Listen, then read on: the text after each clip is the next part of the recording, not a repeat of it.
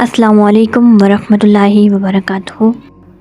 امید کرتی ہوں کہ آپ سب خیر و عافیت سے ہوں گے۔ اور ہم پچھلی ویڈیوز میں بات کر رہے تھے کہ کفار نے حضور پاک صلی اللہ علیہ وسلم کو روکنے کی ہر ممکن کوشش کی۔ پہلے انفرادی طور پر لوگ آتے رہے، پھر اجتماعی طور پر انہوں نے کوشش کی، لیکن وہ ناکام رہے۔ دوستو، حقیقت تو یہ تھی کہ بہت سے کافر ایسے تھے جن کے دلوں کو قرآن کے حسن و اعجاز نے اپنا گرویدہ بنا لیا تھا۔ وہ یہ مانتے تھے کہ یہ کسی انسان کا بنایا ہوا کلام نہیں، لیکن انہیں حسد اور بغض اجازت نہ دیتا کہ وہ اسلام کو قبول کرنے کا اعلان کریں۔ آیات قرآنی کی تلاوت سننے کا شوق صرف معمولی قسم کے لوگوں تک محدود نہ تھا، بلکہ وہ لوگ بھی اس کے سننے کے متوالے جو دنیا کفر کے رکن رکین۔ چنانچہ امام ابن ہشام نے اپنی سیرت کی شرح آفاق کتاب میں ایک حیران کن واقعہ قلم بند کیا ہے۔ ایسے ہے کہ حضور نبی کریم صلی اللہ علیہ وآلہ وسلم رات کے وقت تنہائی میں قرآن کریم کی تلاوت فرمایا کرتے تھے۔ ایک رات اس روح پرور تلاوت کو سننے کے شوق میں ابو سفیان آیا اور چپکے سے ایک کونے میں چھپ کر بیٹھ۔ پھر ابو جہل رات کے اندھیرے سے فائدہ اٹھاتے ہوئے حضور کی جانواز تلاوت کو سننے کے لیے اس مجلس میں آیا۔ وہ بھی ایک گوشے میں چھپ کر بیٹھ گیا اور تلاوت قرآن کریم سننے کی کشش ایک تیسرے کافر اخنس بن شریک کو بھی کشا اس محفل میں لے۔ وہ بھی دبک کر کہیں بیٹھ گیا۔ تینوں کٹر کافر اسلام کے خون آشام دشمن تھے، لیکن قرآن سننے کے شوق میں یہاں بیٹھے تھے۔ اور مزے کی بات یہ ہے کہ انہیں ایک دوسرے کا کوئی علم نہ تھا۔ رات بھر یہ نورانی تلاوت نور برساتی رہی۔ یہ لوگ کیف و مستی میں ڈوبے بیٹھے رہے، یہاں تک کہ صبح صادق ہو گئی۔ سب حاضرین اپنے اپنے گھروں کو روانہ ہوئے۔ راستے میں ان تینوں کی ملاقات ہوگی، لگے ایک دوسرے کو ملامت کرنے اور ایک دوسرے کو منع کیا کہ ایسی محفل میں شرکت کرنے سے باز آئیں۔ اگر سادہ لوگوں کو پتہ چل گیا کہ ہم بھی رات بھر چھپ چھپ کر قرآن سنتے ہیں تو ان کا عقیدہ ہٹ جائے گا۔ خبردار پھر ایسی حرکت نہ کریں۔ دوستو، جب دوسری رات آئی تو ان تینوں سے صبر نہ ہو سکا۔ تلاوت سننے کی بے قراری ہر ایک کو پھر وہاں کھینچ لائی۔ ہر ایک یہی سمجھ رہا تھا کہ صرف وہی آیا ہے اور کوئی نہیں آیا۔ کیف و سرور میں ڈوبی ہوئی رات پل بھر میں بیت گئی۔ صبح کا اجالا پھیلنے لگا۔ سب اٹھے اور گھروں کو روانہ ہوئے۔ راستے میں پھر اچانک ایک دوسرے کا سامنا ہو گیا اور ایک دوسرے کو مطعون کرنے لگے۔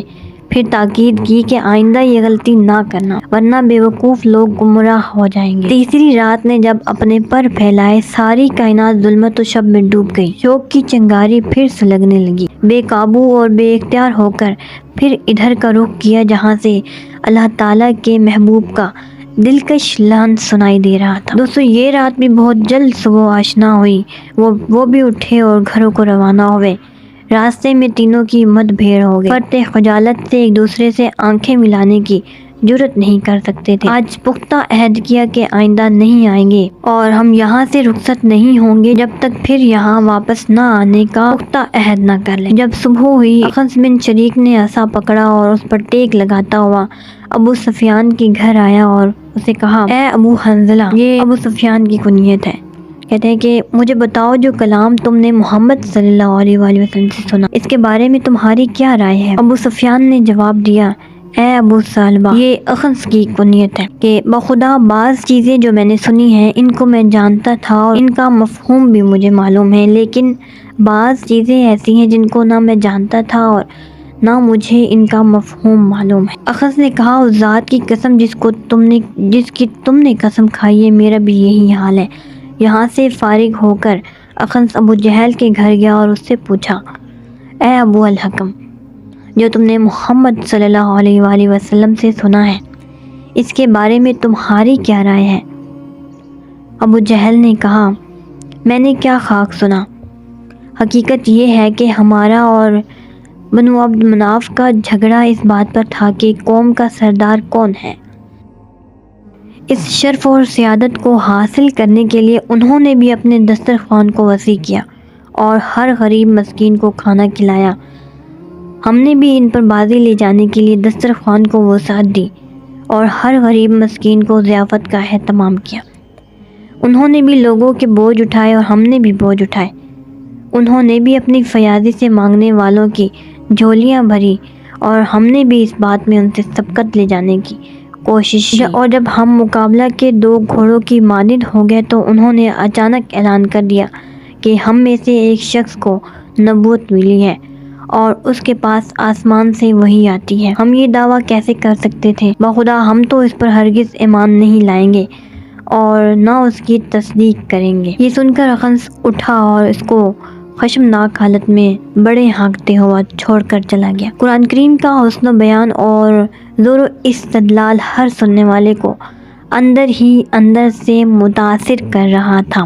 وہ سچائیاں جو اس قرآن مجید نے بیان کی تھی ان کی وہ تردید نہیں کر سکتے تھے۔ وہ دلائل جن سے اس فرقان حمید کی صفحات جگمگا رہے تھے ان کے پاس کوئی جواب نہ تھا۔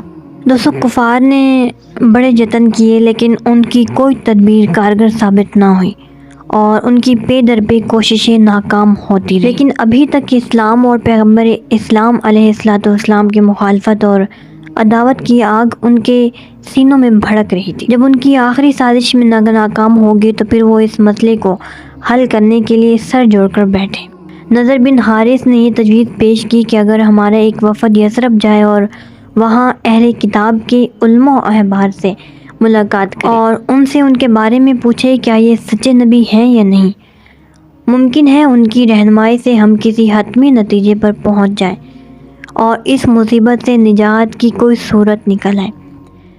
چنانچہ کفار مکہ نے اس مقصد کے لیے نضر بن حارث اور عقبہ بن ابی معیط کو نامزد کیا اور انہیں کہا کہ آپ یثرب جائیں، وہاں کے یہودی علماء اور احبار سے ملاقات کریں اور ان صاحب کے حالات سے ان کو تفصیل سے آگاہ کریں، پھر ان سے پوچھیں کیا یہ سچا نبی ہے یا نہیں۔ چونکہ ان کے پاس آسمانی صحیفہ تورات موجود ہے، وہی اس عقدہ کو حل کر سکتے ہیں اور ہماری رہنمائی کر سکتے ہیں۔ چنانچہ وہ دونوں اس مہم پر روانہ ہوئے اور طویل سفر عبور کرنے کے بعد وہ یثرب پہنچے۔ وہاں کے یہودی علماء سے رابطہ قائم کیا اور انہیں بتایا کہ ہمیں اہل مکہ نے آپ کی خدمت میں ایک خاص مقصد کے لیے روانہ کیا ہے۔ ہم اتنا طویل سفر طے کر کے اس لیے آپ کے پاس آئے ہیں کہ آپ ہمیں بتائیں کہ جو شخص نبوت کا دعویٰ کر رہا ہے وہ سچا ہے یا نہیں۔ انہوں نے حضور صلی اللہ علیہ وسلم کے سارے حالات تفصیل سے ان کو بتائے۔ ان احبار نے کہا ہم تمہیں 3 سوالات بتاتے ہیں، تم واپس جا کر ان سے یہ 3 سوال پوچھو، اگر وہ ان کے جوابات دے دے تو وہ سچے نبی ہیں ورنہ وہ دھوکہ باز شخص ہے، تو پھر تم جس طرح چاہو اس کے ساتھ نمٹ سکتے ہو۔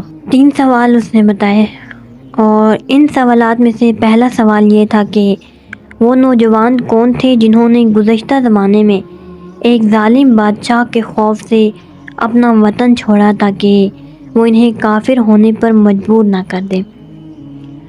دوسرا سوال یہ تھا کہ وہ سیاحت کرنے والا کون شخص تھا جو زمین کے مشارق و مغارب تک پہنچا۔ اور تیسرا اور آخری سوال یہ تھا کہ روح کی حقیقت کیا ہے۔ ان سوالات کو اچھی طرح ذہن نشین کر کے وہ دونوں صاحب مکہ واپس روانہ ہوئے۔ جب وہ مکہ پہنچے تو بڑے خوش تھے اور اپنی قوم کو انہوں نے تسلی دیتے ہوئے کہا کہ ہم تمہارے پاس ایک فیصلہ کن چیز لے آئے ہیں اور اس سے ہمیں معلوم ہو جائے گا کہ وہ سچے نبی ہیں یا نہیں۔ انہوں نے بڑی تسلیاں دی اور جو سوال وہ 3 لے کر آئے تھے وہ حضور پاک صلی اللہ علیہ وسلم کے پاس گئے اور ان سے یہ 3 سوال کہے، اگر آپ سچے نبی ہیں تو ان سوالات کا جواب دیجیے۔ حضور نے نزول وحی کے بعد ان کا جواب دینے کا وعدہ فرمایا۔ چنانچہ چند روز بعد، بعض روایت میں 15 دن بعد، بعض میں 3 دن بعد، حضرت جبریل امین علیہ السلام کہف لے کر نازل ہوئے۔ اس صورت میں ان تینوں سوالات کا مکمل جواب تھا۔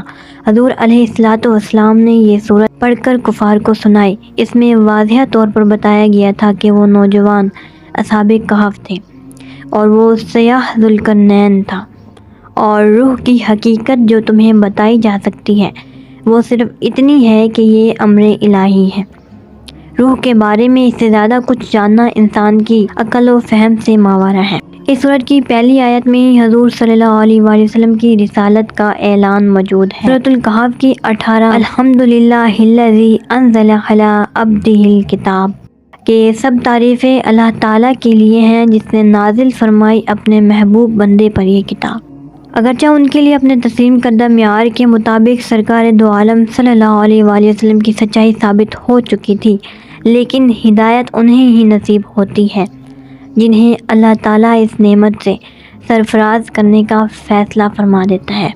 تو دوستو آج کی ویڈیو کو یہیں پر وائنڈ اپ کرتی ہوں، اور باقی ڈیٹیلز ایک نئی ویڈیو میں آپ لوگ ساتھ شیئر کروں گی۔ اس ویڈیو کے متعلق اپنی رائے کا اظہار مجھے ضرور دیجیے گا، اور چینل کو سبسکرائب کرنا مت بھولیے گا۔ تھینک یو سو مچ۔ اللہ حافظ۔